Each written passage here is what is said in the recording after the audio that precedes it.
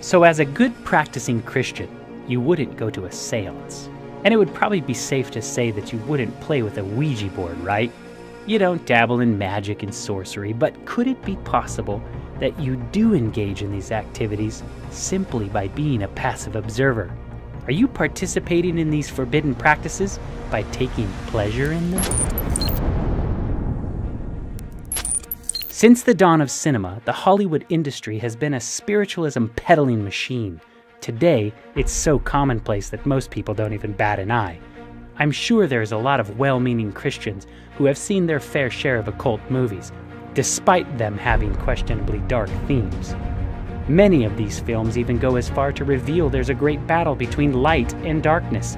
Yet for a lot of sincere Christians, there seems to be a disconnect between what the Bible warns against and one's appetite for entertainment. Have you noticed the increase of supernatural elements in movies in recent years?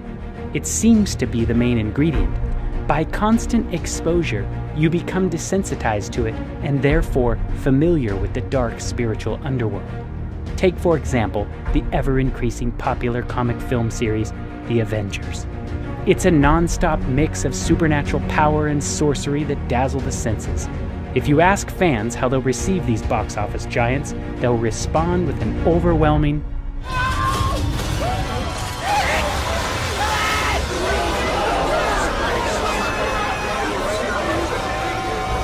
The movie creators have planned for years how to bring their stories together with one goal: to battle a supervillain named Thanos. What we always try to do at Marvel Studios is we're building the cinematic universe, is look at the big picture, how can things relate across movies and across years. Avengers Infinity War is the culmination of the entire Marvel Cinematic Universe as started in May of 2008 with the release of Iron Man 1. And it really is an unprecedented culmination of a series of films interlinked together, which at the time had never been done before. And for us, the important thing is making it all come together. We know they're going to face Thanos. We've been setting that up since Avengers 1. Who came from a group in the universe called the Eternals. He seeks supreme power and is on one personal mission to acquire all the Infinity or Soul Stones, as sometimes they're referred to. According to the Marvel Wiki, each stone has certain powers associated with them, like controlling the souls of the living or the dead, ultimate control over life in the universe, the ability to see in the past or the future, omnipresence, or the ability to read thoughts and dreams, or the ability to create anything, along with the access to manipulate all forms of energy. Do any of these powers sound familiar to you, in a biblical sense? Only the God of heaven has these abilities, yet in the fictional world of Marvel, these superpowers are acquirable, making its holder to be like God. Must! You cannot! Thanos is the most powerful being in the universe. I also don't think it's by chance that this evil supreme being comes to Earth on a warship called the Sanctuary 2. There's just too many parallels here to be a mere coincidence. Since the beginning of time, man has been deceived to believe that through sorcery and magic, one could attain godlike abilities. God gave frequent warnings not to have anything to do with these dark arts. Leviticus 19:31 says, "Do not turn to mediums or seek out spiritists, for you will be defiled by them. I am the Lord your God." God is crystal clear. We are defiled by magic and sorcery. Deuteronomy 18:10-12 calls sorcery and witchcraft an abomination, which is the strongest verbiage God can use to illustrate his divine hatred for it. Superhero movies are notorious for these elements being incorporated into their storylines.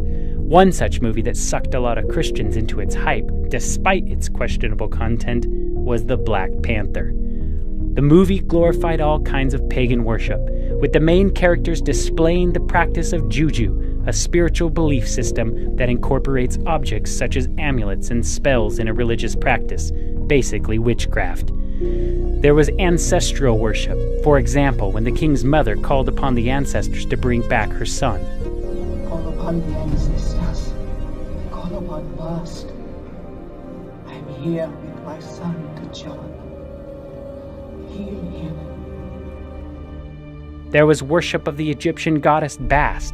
There was animal shape-shifting, like when the Black Panther changes into his animal form, which is also a form of witchcraft. There's necromancy, the practice of communicating with the dead.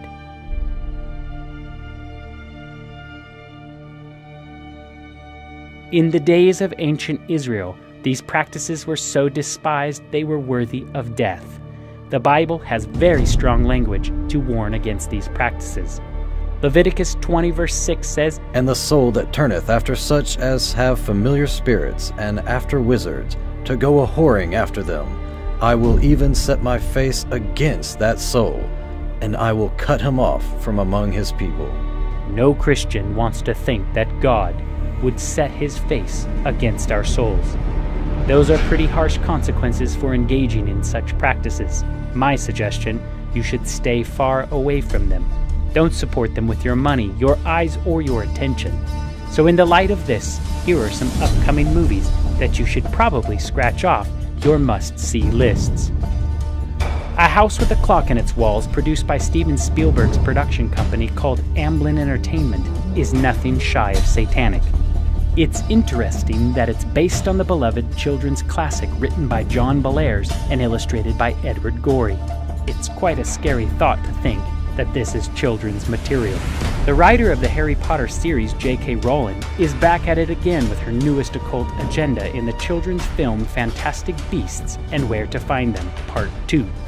Ironically, it's said of the main character, I know he's working under your orders. What do you have to say for yourself, Dumbledore? If you'd ever had the pleasure to teach him, you'd know Newt is not a great follower of orders. I know someone else who's the king of not following orders. I also find it interesting that in the trailer for the film, it asks the question, who will be able to stand against the darkness? Are they suggesting that the only way to do so is to use witchcraft and wizardry? Might want to mark this one off your list as well, because my Bible tells me in Ephesians 6:13 that the only way to stand against the darkness is to put on the full armor of God. And when that evil day comes, you may be able to stand your ground. The helmet represents salvation. Jesus is your salvation. The breastplate represents righteousness. Jesus is your righteousness. The belt represents truth. Jesus is the definition of truth. The shoes are the gospel of peace. Jesus is the Prince of Peace. The sword is the word of God, and the whole book points to Jesus. That means the only way to stand against the darkness is to put on Jesus. Disney is one of the biggest peddlers of the occult. They have 6 films that will hit the box office this year. Out of these 6 films, all of them have elements of the occult. That's 100%. It's not family-friendly anymore, folks. The devil is preparing for his final deception, and spiritualism is preparing the way. The Bible gives clear instructions so that we will not be caught off guard and be deceived. Thanks, Satan. It's subtle, actually. Got it. The only way to withstand this delusion is to know the truth, and the truth is only found in the Bible. You must not only hear what it says, but you must become a doer of the word. If it warns you against engaging in spiritualism, then it would be wise to heed its advice. 2 Thessalonians chapter 2, verse 9 says, Even him whose coming is after the working of Satan with all power and signs and lying wonders, and with all deceivableness and unrighteousness in them that perish, because they received not the love of the truth, that they might be saved. And for this cause God shall send them a strong delusion, that they should believe a lie, that they all might be damned who believed not the truth, but had pleasure in unrighteousness. Movies are powerful. They influence the viewer and leave a lasting impression upon the mind. 1 Timothy 4 describes a group of people that once had the faith but left it because of seducing spirits. Don't fall prey to Satan's devices. If it has spiritualism or the occult in the films, don't watch them. The world is getting darker, and it's only by the true light, which is Jesus, not the occult, will guide us through these trying times. I leave you with this thought from the Apostle John. John 3:19 says, "And this is condemnation, that light has come into the world, and men love darkness rather than light, because their deeds were evil." Hey everybody, thanks for checking out our video. You know, we designed these LEDs to help you think about the spiritual impact that some of these films have upon your life. If you like this kind of content, you know, hit the subscribe button below. If you want to help us produce more of this content, then check out our Patreon page. We've got a lot of cool perks there. And also, if you liked any of the B-roll clips, we got them from videomission.com. It's a cool new website where you actually can get some neat biblical reenactment footage, super cost effective. Links in the description below. Check it out.